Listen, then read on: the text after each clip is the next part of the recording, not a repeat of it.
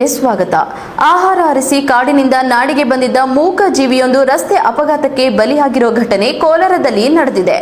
ರಸ್ತೆ ದಾಟುತ್ತಿದ್ದ ಗಂಡು ಕೃಷ್ಣ ಮೃಗಕ್ಕೆ ಅಪರಿಚಿತ ವಾಹನವೊಂದು ಡಿಕ್ಕಿ ಹೊಡೆದಿದ್ದು ಕೃಷ್ಣ ಮೃಗ ಸ್ಥಳದಲ್ಲೇ ದುರಂತ ಅಂತ್ಯ ಕಂಡಿದೆ.